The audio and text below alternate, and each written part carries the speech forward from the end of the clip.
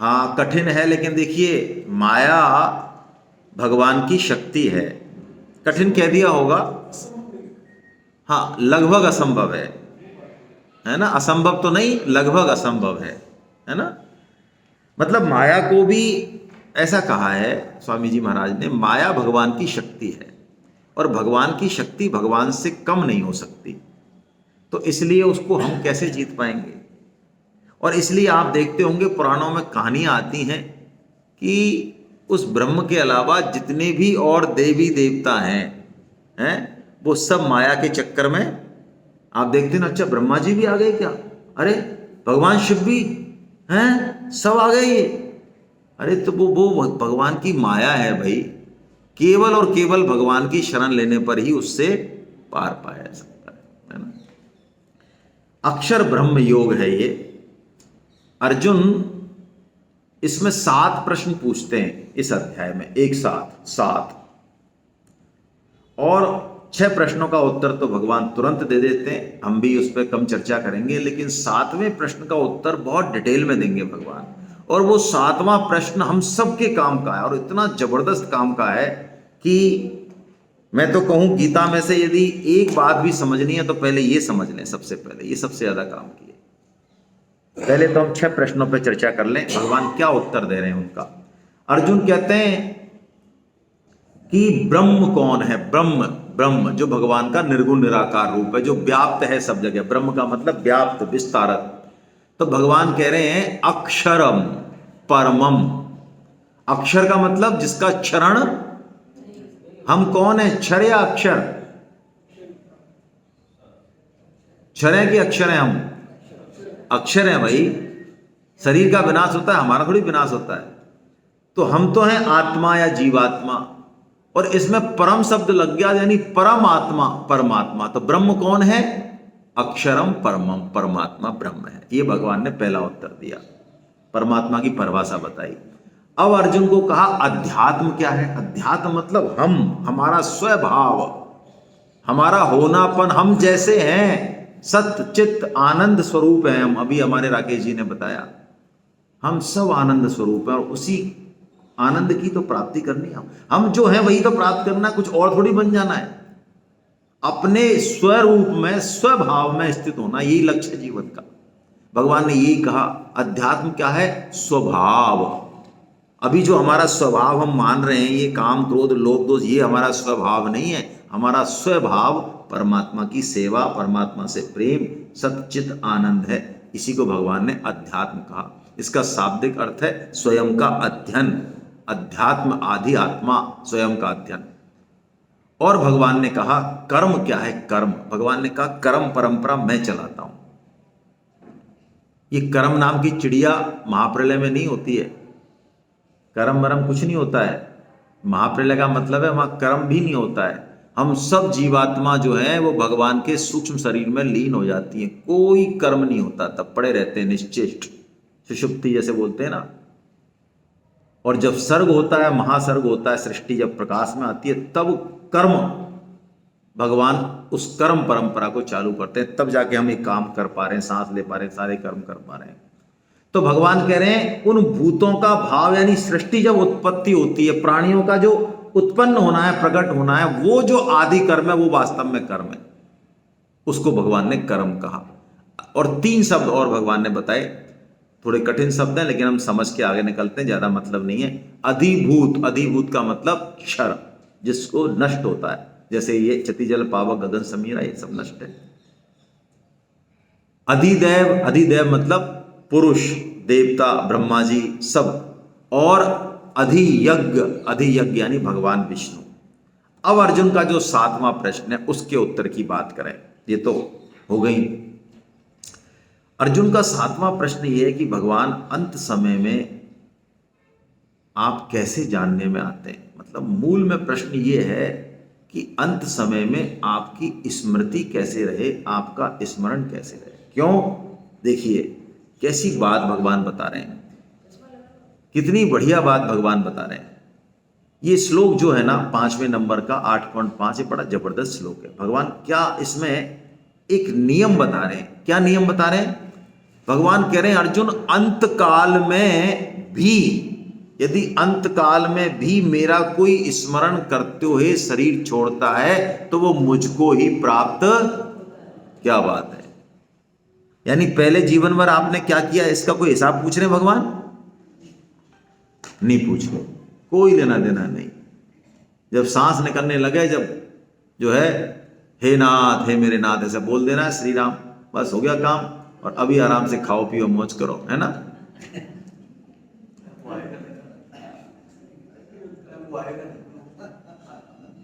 हमारे जैसों की बुद्धि तो ऐसी ही चलती है, ये भगवान ने सही चीज बता दी यार, अब कोई दिक्कत नहीं है। अब हमको पता तो है ही कि हम किस दिन मरेंगे और कहाँ मरेंगे और कैसे मरेंगे, पता तो है ही हम सबको, है पता नहीं। अब जब पता है तो आराम से बोल देंगे, और उस समय हमारी आंख कान नाक सब चलेंगे, हार्ट वर्ट सब चलेंगे, बीपी बीपी कुछ नहीं होगा। तो ऐसी गलत फहमी है तो जो मर रहे हैं उनको जरा देख लेना घर में आसपास में, तो क्या हालत होती है देख लेना जरा, पता चल जाएगा क्या है, कैसी होती है मृत्यु, जरा देखना। तो भगवान ने ये नियम तो अकाट्य भगवान का, इसमें तो कोई संशोधन है नहीं कि अंत काल में मेरा स्मरण हो जाएगा तो मुझे प्राप्त हो जाएगा। लेकिन अब भगवान एक नियम को आगे बढ़ा रहे हैं, क्या कह रहे हैं? लेकिन अर्जुन, जिस भाव का भी तुझे स्मरण होगा अंत काल में, तो उसी भाव को प्राप्त हो जाएगा। ये भी नियम है। यानी यदि भगवान का भाव का स्मरण नहीं हुआ, और कुत्ते का, गिलहरी का, और घर का, और धन का, और पत्नी का, और पुत्र का, और इनका हो गया तो। और अब भगवान इसमें एक और महत्वपूर्ण बात बता रहे हैं जो हमको सीखनी है, ये असली बात है। स्मरण का विज्ञान समझा रहे हैं भगवान।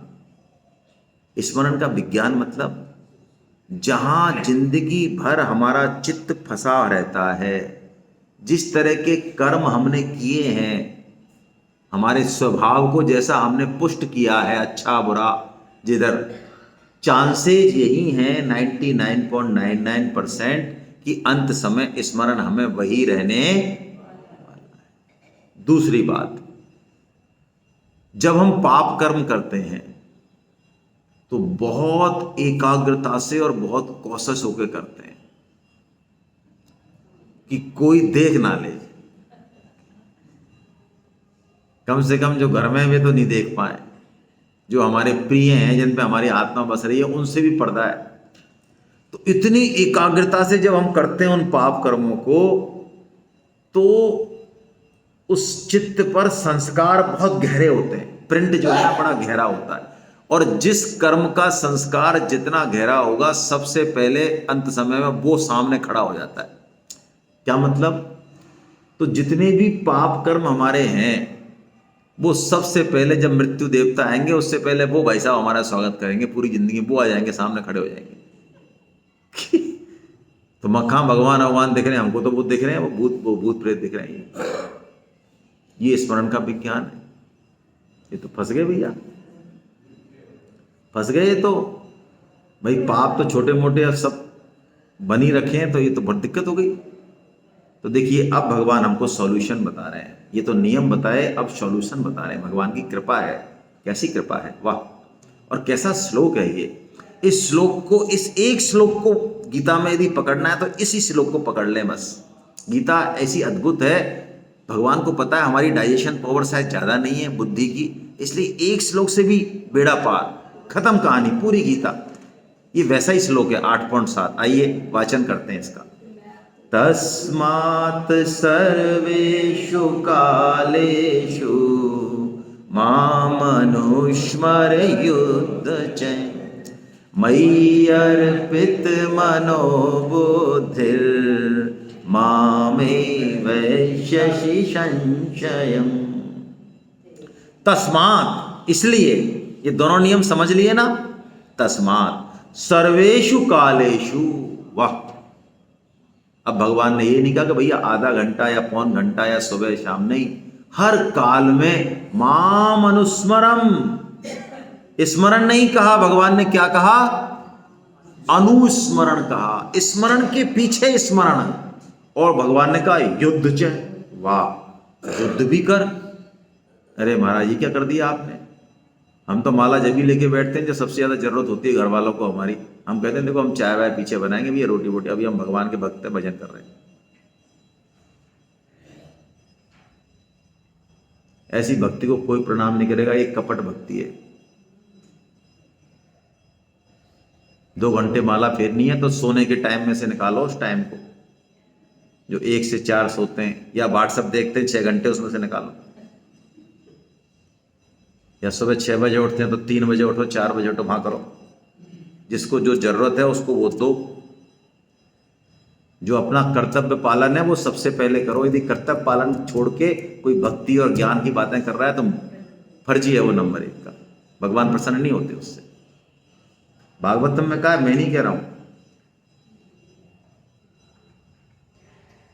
तो भगवान कह रहे हैं सर्वेषु कालेषु माम अनुस्मरण, हर समय स्मरण हो, तार ही न टूटे 1 सेकंड का भी, और युद्ध भी हो। वाह साहब वाह, क्या बात है। युद्ध मतलब जो भी हमारा कर्तव्य पालन है वो भी हमको करना है और स्मरण बना रहे। वाह क्या बात है। कैसे हो भैया, ये तो बहुत तगड़ी बात कर दी महाराज आपने। तो भगवान कहते हैं तू फिर चिंता मत कर, तू मुझे ही प्राप्त होगा, कुछ करने की जरूरत ही नहीं है तुझे। और गारंटी ले रहे भगवान। अब आपको मैं स्वामी जी ने जो इसका साइंस समझाया है उस साइंस को हम समझें।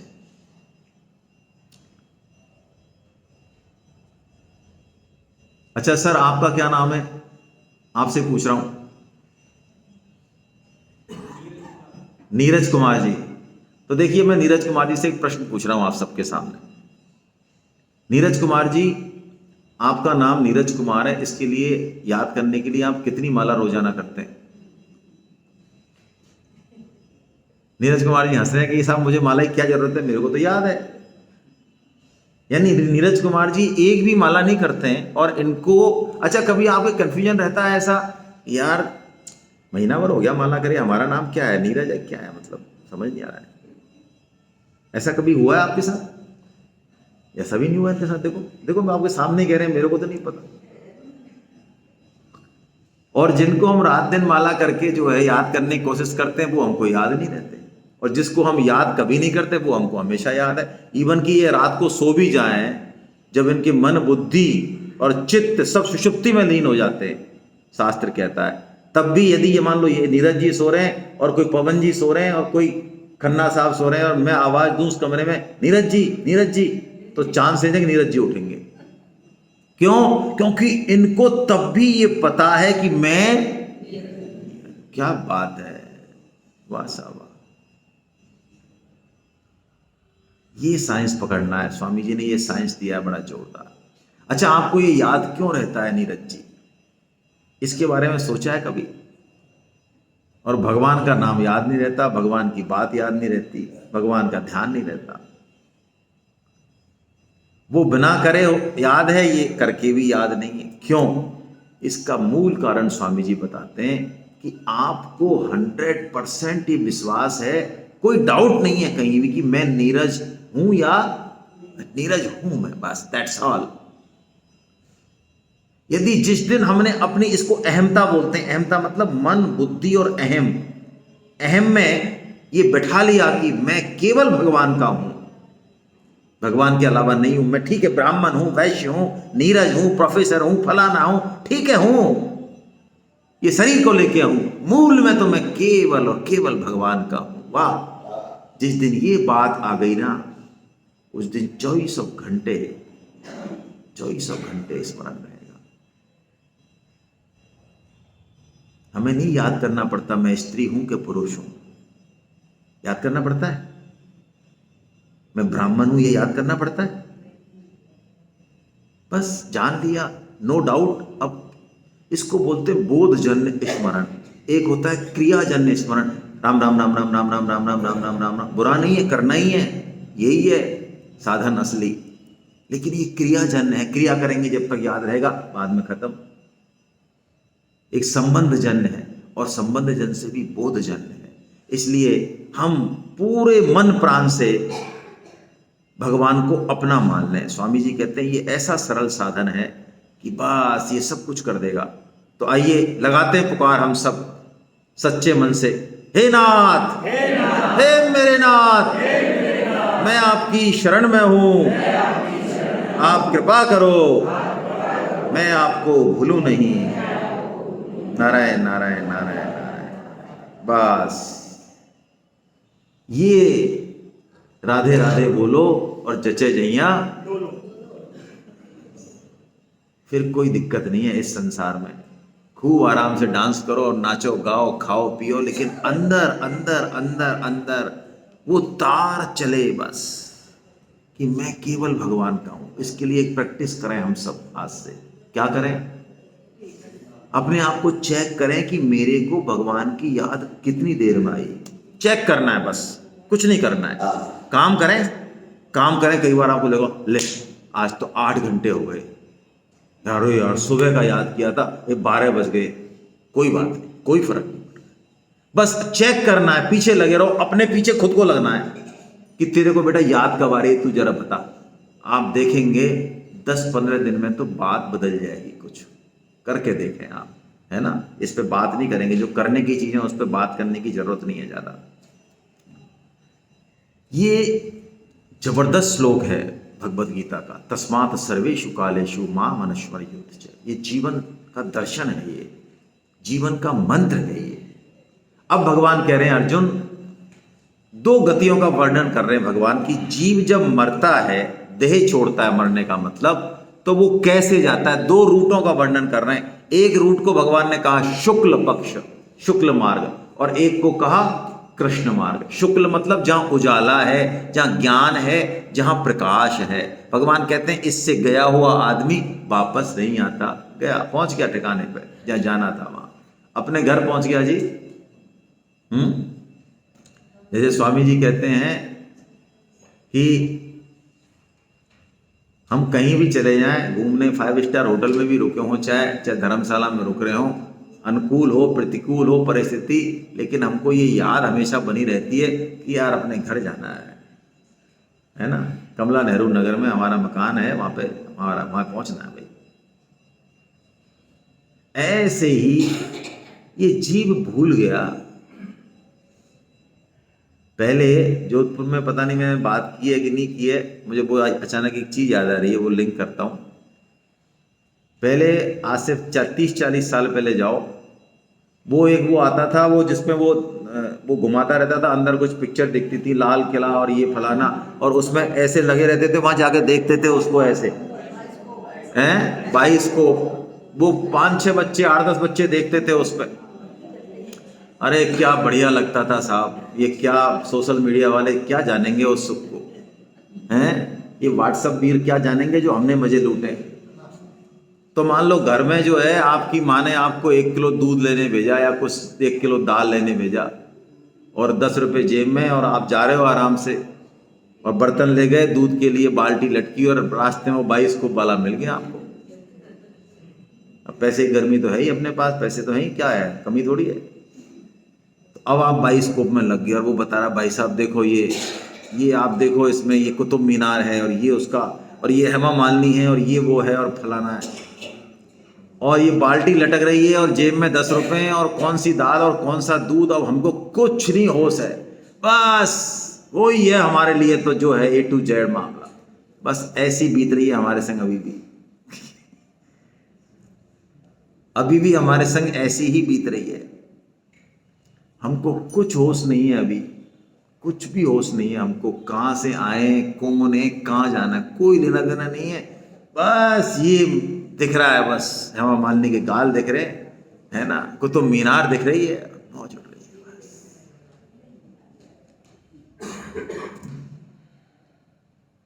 तो 2 मार्गों का वर्णन, एक में जाने के बाद वापस नहीं आते, लेकिन दूसरे में जाते हैं, सुख भोग करते हैं और वापस आना पड़ता है। लेकिन भगवान ने 2 मार्गों का वर्णन करने के बाद फिर ये कहा, अर्जुन तू चिंता मत कर। जो भगवान का स्मरण करता है ना, वो किसी भी मार्ग से जाए, कभी भी जाए, कहीं भी जाए, हाय कोई फर्क नहीं पड़ता। ये गीता सिखाती है।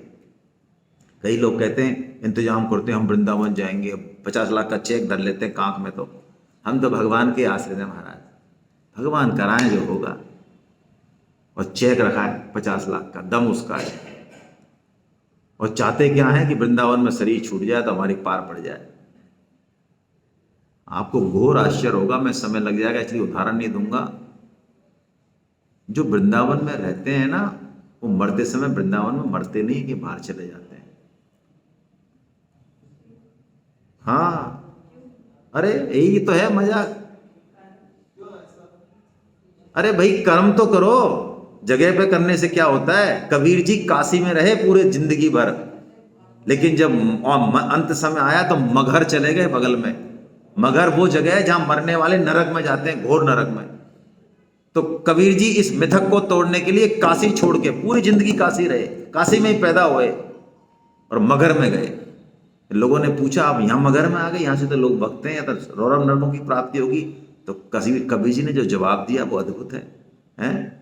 लोकामति के भोरा रे, हैं? जो काशी लोकामति के भोरा रे, अरे किताब में भी लिख रहा है लास्ट में, तो राम ही कौन निहोरा रे। अरे काशी में भी जो वैकुंठ मिलता है ना, वो राम के नाम से मिलता है। यदि मगहर में और काशी से वैकुंठ मिलता तो फिर राम के नाम की क्या अहमियत है। मैं तो राम के नाम का विश्वास करके मगहर में आ गया। कोई बिगाड़ के देख मेरा क्या बिगाड़ता है। इसको पकड़े हम, असली चीज को, है ना। ये सुबह मरे और शाम को मरे और इस दिन मरे और उस दिन मरे, बड़े भगत आदमी थे और वहां जाके मरे, ये सब क्या रखा है इन चीजों में। ये भगवान ने कहा तस्मात् सर्वेषु कालेषु योग युक्तो भव अर्जुन। अर्जुन सर्वेषु कालेषु, फिर वही बात कह दी, योग युक्त हो जा। तो हरे कृष्णा हरे कृष्णा। आपके मन में कोई प्रश्न हो तो हम कर लें, कोई टीका टिप्पणी हो तो हम कर लें। अरे कोई जरूरी नहीं है भाई ये सब। देखिए मौत का स्थान नियत है, मौत की जगह कारण सब नियत है। आपका वश है क्या? आपका वश है क्या वृंदावन में जाके शरीर छोड़ दोगे? एग्जैक्टली इस तरह की कंडीशन आ जाती है कि वहां से उनको निकलना पड़ता है। वो उनको पता है कि बस शाम को गए, अभी हॉस्पिटल में आईसीयू में जाके और सुबह आ जाएंगे, लंच सुबह आ जा। जी सर। जगदीश चंद्र चौधरी एडवोकेट।